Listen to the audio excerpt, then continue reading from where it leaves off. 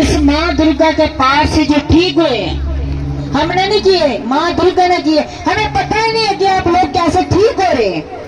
आप दुखी आते हैं, रोते रोते बोलते हैं कि हम बीमार हैं, सिर्फ वार्तालाप हम करते हैं, आप लोग बोलते हैं हम ठीक हो गए। तो करती करती हमारी माँ दुर्गा है, वो ही कर रही है।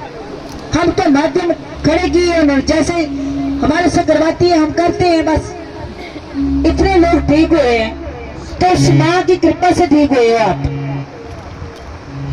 अभी गुरु जी आपको थोड़ा वाणी का प्रकाश देंगे, उसके बाद फिर आप लोगों को अपना अपना अनुभव बताना होगा कि डैंड्रफ कितना भयंकर रोग होता है। डैंड्रफ भी आप लोगों का ठीक हुआ है, कैंसर जैसी बीमारियां ठीक हुई हैं, अनंत लोग जो बीमार थे वो ठीक हुए, माँ दुर्गा ने ठीक की है। तो आप लोग इतने भी आप लोगों का विवेक जागृत हो जाए, समाज को सुधारें, उनको समझाएं, तो समाज हमारा सुधरता है, अधोगति में नहीं जाता। मगर समझाना ही नहीं आता, उसको गाइड करना नहीं आता कि परमात्मा की शक्ति क्या है। जो जिस तरफ आप लोग जा रहे हैं तो अज्ञान है। बैठ जाओ, आप बैठ जाओ, सभी अज्ञान की तरफ चल रहे हैं, बस आंखें घोट कर चल रहे हैं, कोई पता नहीं है, अंधे हो गए, आंखें होते सभी भी अंधे हैं, पता ही नहीं है, बस काफरी देखे हैं इसने, कान देखे हैं, मोरे देखे हैं, मर गया उसके मोरे की पूजा करो बस। फिर गीता के अनुसार आप कर्म कर रहे हो? कहाँ गीता में लिखा है कि मोरों की पूजा करो? बताओ ना हमें। और जो लोग आपको बताते हैं कि मोरों की पूजा करो, मोरों को पूजो, तो उसको बोलो कि गीता में क्या, गीता झूठी हो गई, शास्त्र झूठे हो गए। उन्हें बोले कि गीता का ज्ञान ही आपके जो पूर्वजन चले गए हैं, जो प्रेत युग में चले गए हैं, गीता के ज्ञान से ही उसकी मुक्ति होगी। तो फिर शास्त्र झूठे हो गए, व्यक्ति सच्चा हो गया। सत्संग में आओगे, सत्संग सुनोगे तो आप लोगों को पता चलेगा, ऐसे नहीं चलेगा। और सभी लोगों को मेरे तरफ से जय माता दी। अरे मैं जहां अपनी वाणी को विराज देती हूँ, अभी गुरु जी की वाणी आप श्रवण करो। जय माता दी।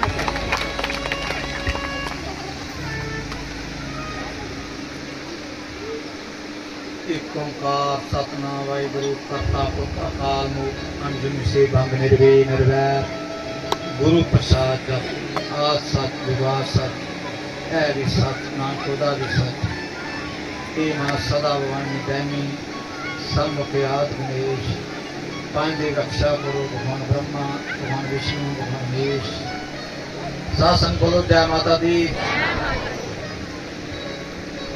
दूर दराज से आए सभी बहनें माताएं आज श्री वेद प्रकाश के आंगन में पुण्य प्राप्त करने के लिए इस जगह में आप शासन सुनने के लिए आए हैं,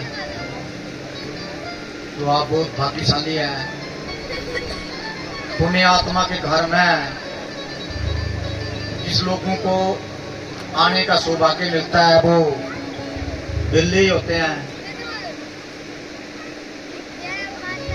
तो आज हम भी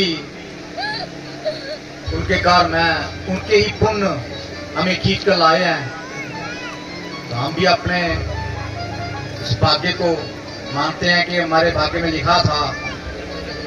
तो ये जो सत्संग है आपको प्राण शरीर को शक्ति देता है। दिखता है स्थूल शरीर नाशवान है, इसके अंदर दो शरीर और हैं, एक है कान शरीर, एक प्राण शरीर। स्थूल शरीर का काम है कर्म करना, प्राण शरीर इस स्थूल शरीर का आधार है। और जो सत्संग प्राण शरीरों को पावर देता है। जब हमारा प्राण शरीर ठीक नहीं है तो स्थूल शरीर बीमार हो जाता है। इसलिए हमने स्थूल शरीर को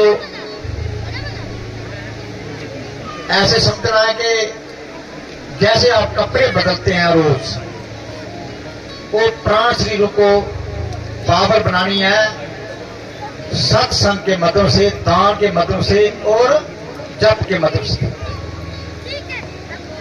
जब तक ऐसा काम नहीं करोगे आपका आवागमन नहीं छुपेगा, पुण्यात्मा नहीं बनोगे। आत्मा और परमात्मा की दूरी नहीं मिटेगी। प्राण शरीर हमारे स्थूल शरीर को पकड़े रखा है। जब प्राण निकल जाते हैं तो सबसे पहले हमारी इंद्रियां जो है काम करना बंद हो जाती है, कान सुनना बंद कर देते हैं, आंख देखना बंद कर देती है,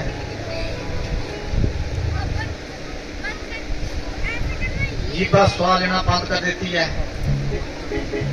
जब प्राण स्थूल शरीर को धीरे धीरे छोड़ता है तो स्थूल शरीर ये किस काम नहीं रहता है। स्थूल शरीर क्या है, इससे क्या काम करना है हमने, जप दान और सत्संग, यही साथ जाता है। क्योंकि प्राण शरीर से जुड़ता ही यही है, मिलता ही प्राण शरीर से। पहले अपने शरीरों की थ्योरी जानो, काम आया किस लिए, हमारा काम किया है। प्राण शरीर है हमारे भीतर, कोई किसी को नहीं पता है,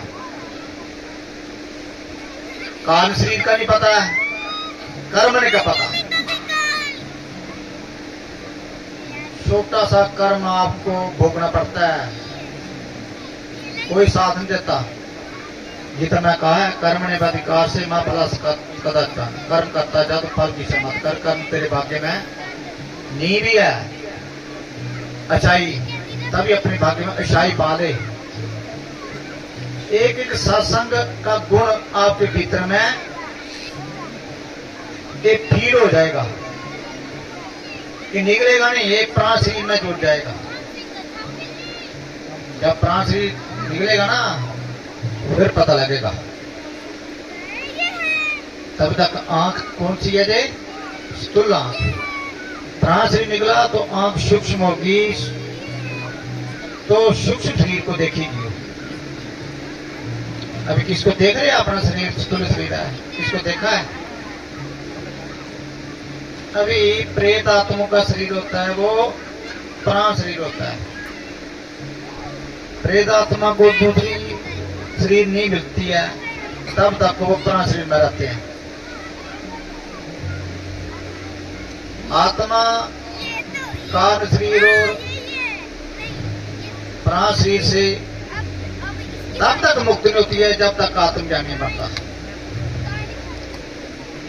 ये आत्मज्ञानी का शासन है।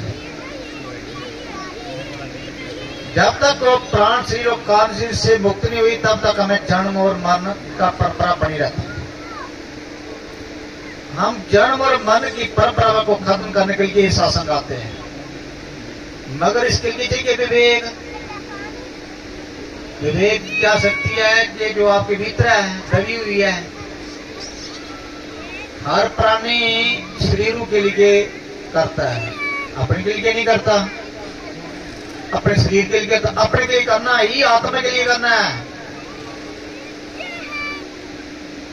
जब आत्मा के लिए नहीं करोगे तो दुख लगेगा भाई। फिर स्थूल शरीर दुखी होगा, मन पीतरेगा। मन माया से बना है, मन प्राण शरीर में जुड़ा है, मन मरता नहीं है, ऐसा आ जाएगा, प्राण शरीर के साथ जाएगा। इसको बीमारी लगी है, समझो कैंसर है, तो आप समझ लो कोई प्राण शरीर मेरे भीतर प्रवेश कर गया है, उसको कैंसर था, तो हम उस व्यक्ति का ही संग करना चाहिए जिसने प्राण शरीर को जान लिया है। फिर वो मेरे प्राण शरीर को पावर देगा, फिर मैं कैंसर से मुक्त हो जाऊंगी या हो जाऊंगा। तो ये इसके लिए चाहिए आपको विवेक।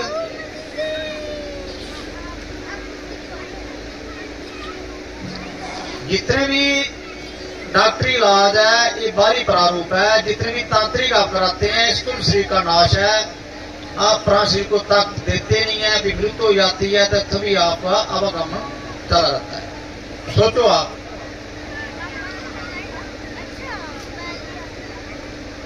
हजारों जन्म ले चुके हैं हम। पिछले जन्म आपका मुझ शरीर था, आपने अच्छे कर्म किए तभी आपको शासन मिला।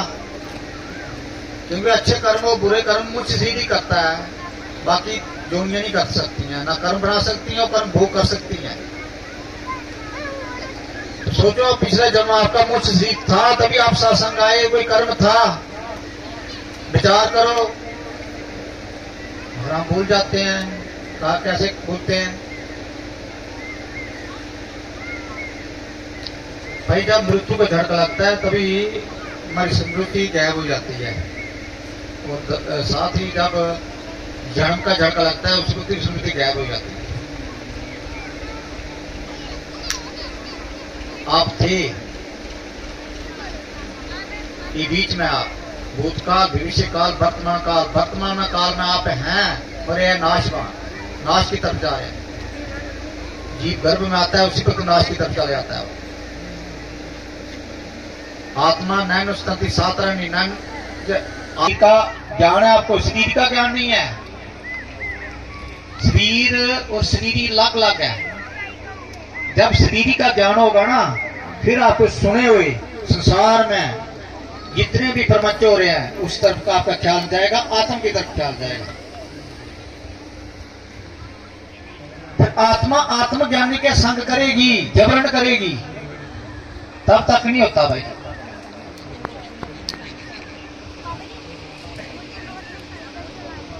आप आत्मज्ञानी का संग करोगे, एक घड़ी भी लिखी जाती है। इसलिए बोला, एक घड़ी आदि पुण्य में आत, कबीरा संसार की हरी कोटि अपराध। अपराध करता है स्थूल शरीर, मगर प्राण शरीर को भटकना पड़ता है। इसलिए कर्म यही अच्छा है जो आप बैठे हैं। बस प्राण शरीर आगे आपका प्राण शरीर यही कर्म किसी संत के साथ जोड़ देगा।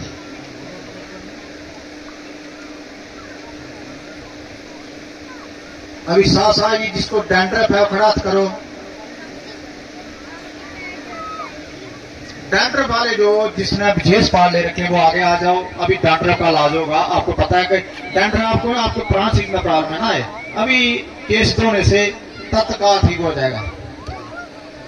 अभी इसको डैंड्रफ वो आगे आ जाना। अभी बच्ची को है वो केस धो लेना, कोई बात नहीं, ठीक हो जाएगी। अभी